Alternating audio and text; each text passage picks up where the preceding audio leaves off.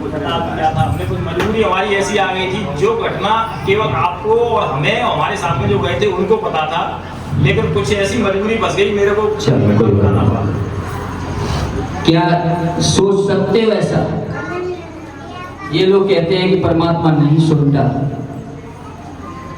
क्या बोला हमें सही बताओ, शनिवार का सूरज सुबह देख पाते?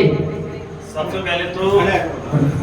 पहले तो महाकाल बाबा के चरणों में मेरा नमन, गुरुदेव के चरणों में नमन। आज मैं यहाँ खड़ा हूँ, मैं शनिवार की सुबह 5:10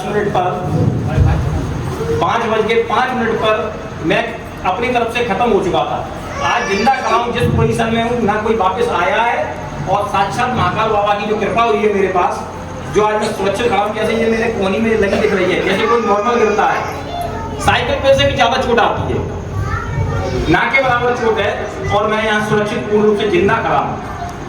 ये हमारे माँ बाप के कर्मों का फल, गुरुदेव का आशीर्वाद, दिल से सच्ची भक्ति, आदि शक्ति जगत जननी काली मैया को कम से कम 20 साल से मैं जुड़ा हुआ था। अब साक्षात महाकाल के दरबार में आना स्टार्ट हो गया मेरा 6-7 महीने के समथिंग। मेरे को नहीं याद मैं कितनी परिक्रमा कर चुका हूँ। जिस स्थान पे जुड़ता हूँ दिल से जुड़ता हूँ।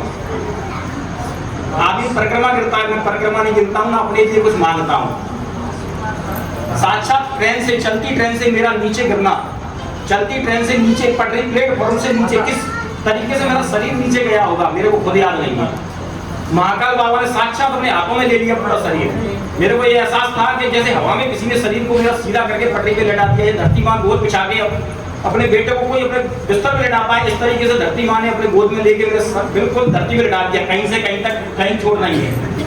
पटरी पे गिरना साक्षात मौत। आज तक के इतिहास में हमें लगता है कि साक्षात 100% वापसी मेरे को नहीं लगता किसी भी पर्सन की हुई हो जो चलती ट्रेन से गिरा हो, या किसी का हाथ कट गया है, या उसके अंग भंग हो गए। 100% सुरक्षित।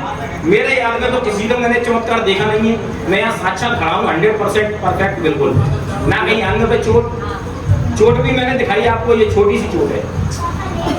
ये साक्षात गुरुदेव की महिमा, त्रिमूर्ति महाकाल बाबा की कृपा, महाकाल बाबा का दरबार। और मैं घूमने भी कहाँ जा रहा था, साक्षात गुरुदेव का मुख्य स्थान, जहाँ मैं डेट पहले दे चुका था कि मैं 7 तारीख को वहाँ जाऊंगा। और 7 तारीख को मैं वहाँ जा रहा था, वही डेट थी। मेरे को महाकाल बाबा ने दर्शन दिए, सर्प के रूप में मेरे पास से निकल गए। 6-7 फुट सर्प के रूप में लंबा पटरी। हाँ, पटरी पे मेरे को ऐसा एहसास हो रहा था मैं ट्रेन के नीचे, ट्रेन मेरे ऊपर से निकल रही थी। कितने भी डिब्बे होते हैं मेरे ऊपर से गुजर रहे थे। मैं घबराया नहीं बिल्कुल। मेरे को ऐसा एहसास हुआ जैसे मेरे पैर को कुछ गुजार रहा है, चाहे तो नाग के रूप में भोले बाबा आए हों या गणेश जी आए हों। मेरे पैर पे ऐसा एहसास चलाया था जैसे किसी ने मेरे पैर को टच करके गुजारा हो। ऐसा चला रहा था कि मैं आपके साथ हूँ। फिर नंदी के रूप में गुरु जी से मेरी बात रात को 1:30 बजे हुई। मैं दंग रह गया कि गुरु जी का फोन रात को 1:30 बजे कैसे आया। इस घटना को हमारे मौसी का बैठे हो गए, ये केवल हमने इनको बताया था, ये इनके साथ हम आ रहे थे रात में। तो गुरु जी का फोन गया, मैंने कहा, गुरु जी ने घटना बोली, मेरे आंखों से आंसू आ गए। जिस घटना के बारे में हमारे घर वालों को नहीं पता, उस घटना को गुरु जी ने जब हमसे बोला लला लग तो नहीं जाना, तो हमारे आंखों से आंसू लग गए कि जब साक्षात गुरुदेव जी कह रहे हैं कि लला लग तो नहीं जाना, तो पूरी घटना गुरुदेव ने देख ली। अब मैं कहां से छुपाता। हमने गुरुदेव से बोला इस घटना को आप ही बताना हमारे घर वालों को, हम तो नहीं बताएंगे। मेरी कुछ मजबूरियां, कुछ ऐसा मान लो कि मेरे को पूरी घटना विस्तृत रूप से बताना पड़ी। लेकिन इतना मैंने घर वालों से बोल दिया था कि ऐसा चमत्कार हुआ है, ना कभी हुआ है ना होगा, इतना मैंने बोल दिया था। लेकिन घर वाले दिमाग लगा रहे थे आगे में ऐसा कौन सा चमत्कार हो गया, नौकरी या भला क्या मिलेगा, पैसे क्या उम्मीद है।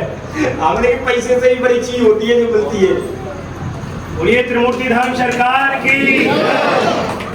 इसमें इनका बड़प्पन है,